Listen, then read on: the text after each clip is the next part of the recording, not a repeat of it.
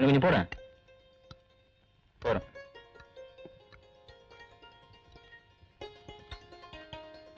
கீதா, எக்ஸ்கர்ஷனுக்காக பண்ண கேட்டியம்மா? இந்தா.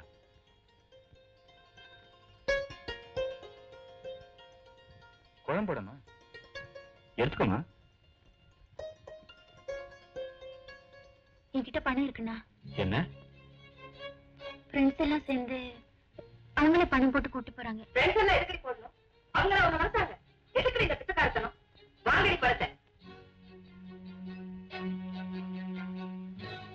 அவன் என்ன பாக்குற?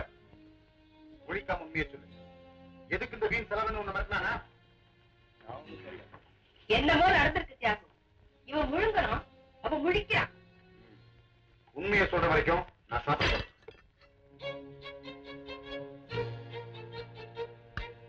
அண்ணா, ராஜாண்ணா 600 ரூபாய் கொடுத்தாரு. உனக்கு எதிரா பணம்? ஏதுரா? ஃப்ரெண்ட்ஸ் கிட்ட கேடா வாங்கலன்னு சொன்னேன்டா. சும்மா இருக்காதம்மா.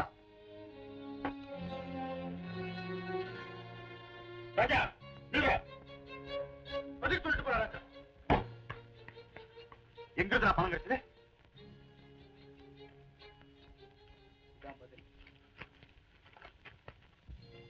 பாத்தீங்களா? பாத்தீங்களா? அவன் கஷ்டப்பட்டு வாங்கிட்டு வந்த கோல்ட் மெடல மார்வாடிகள் அடமானத்து வந்திருக்கான்.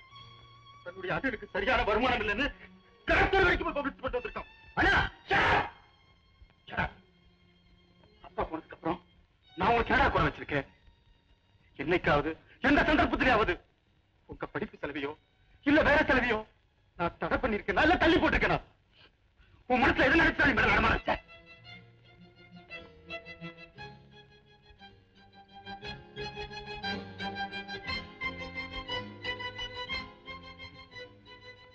உன் கோட் புதுசை வாங்காம நீ கட்டுற பழைய ட்ரெஸ் சுதந்திரத்துக்காக காந்தி துண்டு கட்டினாருன்னா எங்களுக்கு சுதந்திரத்துக்காக நீ பழையசே கட்டுறேன.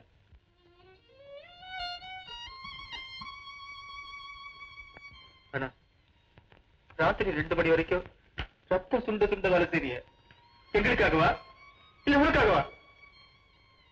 அம்மாவை என்ன பாக்குற? எங்களை பெரியவங்க வளர்த்து விட்டுருக்கீங்க, எங்களுக்கு அறிவு இல்ல?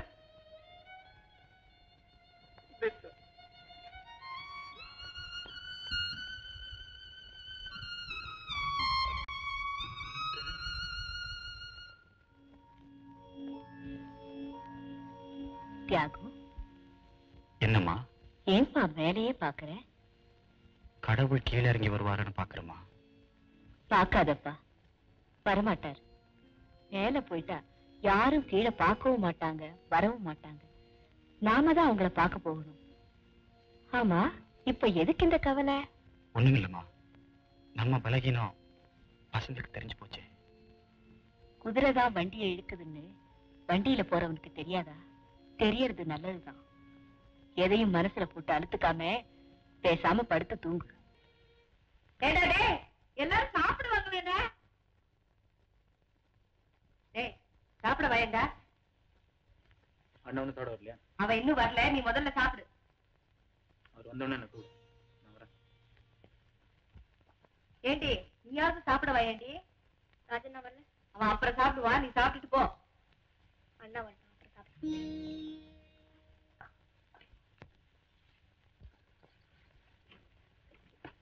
என்னமா அது? ராஜாவை காணும், கீதாவை காணும், என்னாச்சு? எல்லாரும் நீ சாப்பிட்டாதான் சாப்பிடுவாங்களாம். எனக்கு பசிக்கலாம். என்னடா இது, எல்லாரும் நவகிரகம் மாதிரி திரும்பிட்டீங்க. ஒண்ணும் இல்லம்மா, நீங்க சாப்பிடுங்க, நானே பரிமாறேன். நானா?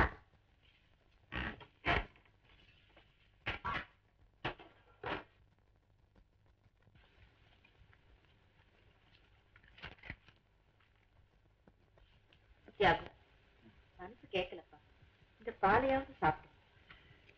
சரிம்மா, நீ போய் தூங்கு.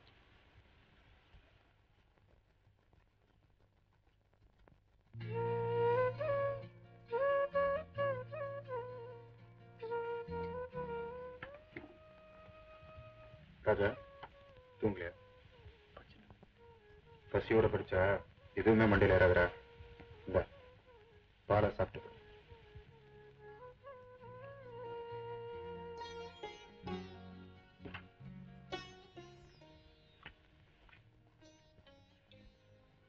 கீதா கீதா ஏந்திரமா இப்ப நான் உன்னை எழுப்புனா உனக்கு பிடிக்காது.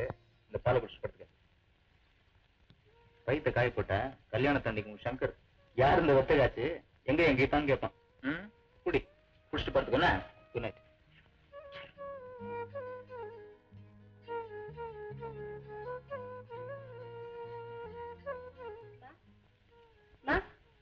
என்னடி பட்னியா படுக்காதம்மா, காலையா ஸ்டார்ட் பண்ணுமா.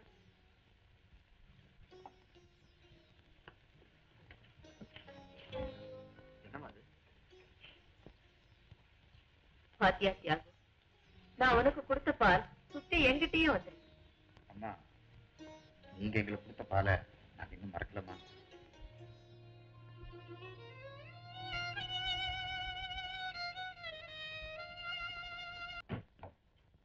Success, grand success.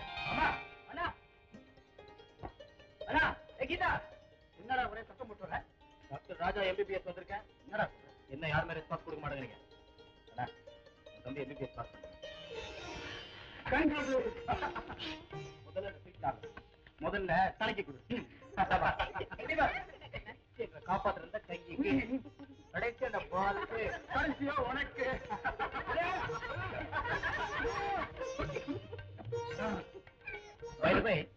அண்ணா என்ன பண்றேன்னா தொட்டு இருக்கேன்டா ஜோக்கா. கண்ணா அப்படின்னா கேஸ் ஒத்துக்கிறதெல்லாம் நிறுத்துற. 20 hours வேலை செய்யறதெல்லாம் வேணாம். ஒன்லி 6 hours தான் ஒரு நாளைக்கு வேலை செய்யறேன். 4-5 கேஸ் மாத்திரம் ஒத்துக்கிட்டு நிம்மதியா உட்காரணும். சும்மா இருந்தா அம்மா உடனே ஒரு சமயக்காரிய போடுற. சமையலுக்கு டாக்டரோட அம்மா சும்மா தானே சமயக்காரி. ஓகே இதா நீ என்ன பண்ற? இந்த பழைய வாட்ச் எல்லாம் கட்டி இருந்துச்சு சிட்டிசன் கட்டுற. என்ன கட்டுற? டாக்டருடைய தங்கச்சின்னா சும்மா தானே சிட்டிசன். Okay okay.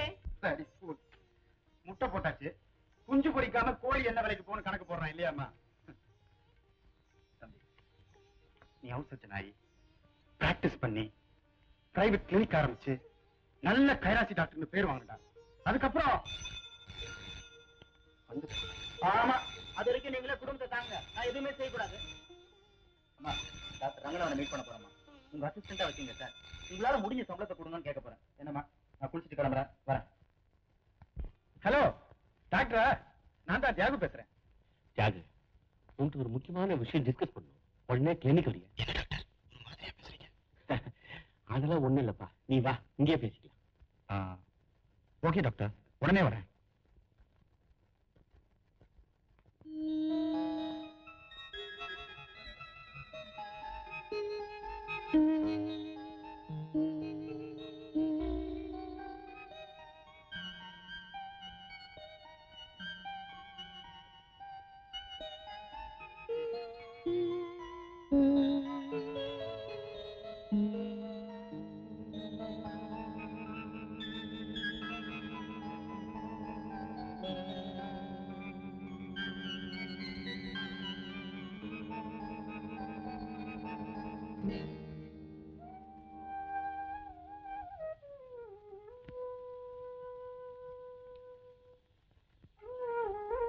டாக்டர், இதுல அஃபெக்ஷன் சென்டிமெண்ட் எதுவுமே வேண்டாம்.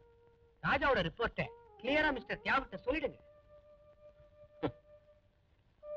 சொல்லவும் முடியல, சொல்லாம இருக்கவும் முடியல.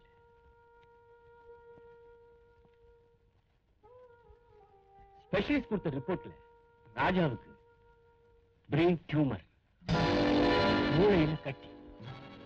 குழந்தை பருவத்தில் ஏற்பட்டிருந்த வியாதி ஆரம்பத்திலேயே நமக்கு தெரியாம போனதுனால now it has come to a serious stage and dangerous position.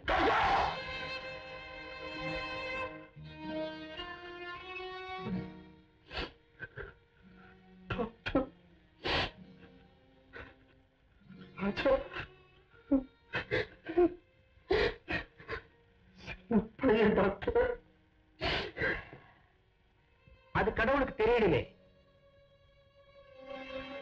இந்த மெடிக்கல் ரிப்போர்ட்ஸை நீங்களே படிங்க.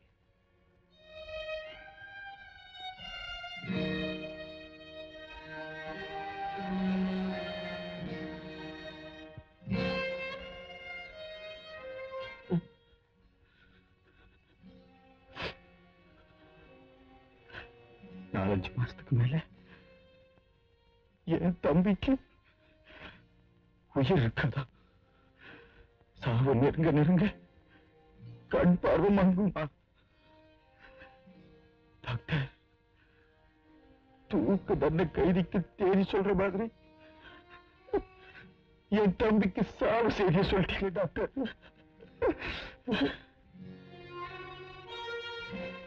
டாக்டர் டாக்டர், மேல்நாட்டு எக்ஸ்பர்ட்ஸ் போய் பார்த்தா என் தம்பி ராஜா குணப்படுத்த முடியல.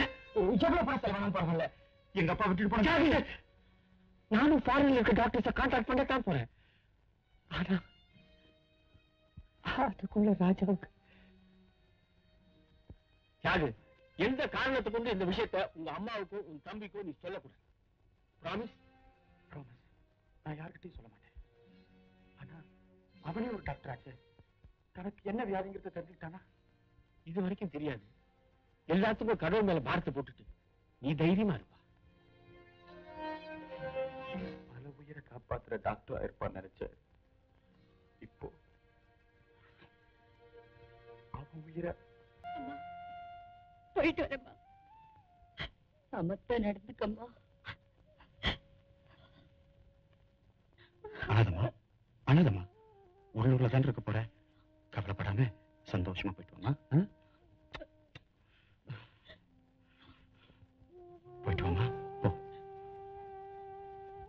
அண்ணா, என் கல்யாணத்தை நீதான் முடிச்சு வச்ச. நான் உன்னை மறக்க மாட்டேன்னா. அழக்கூடாது, அழக்கூடாது. சரி சரி சரி. போறதுல நல்ல பேர் எடுத்துக்கலாம். ஓகே, போயிட்டு வாமா. சாவகாலம் வந்துடும். குழப்பமா?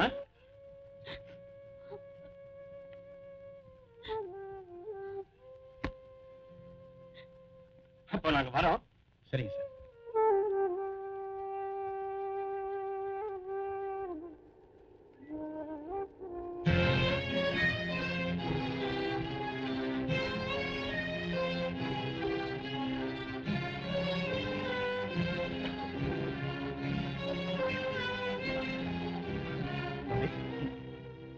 ஏன்டா அழுகுற? பொம்பளையா பொறுத்த ஒரு நாள் புருஷன் வீட்டுக்கு போய் தாண்டா ஆகணும்.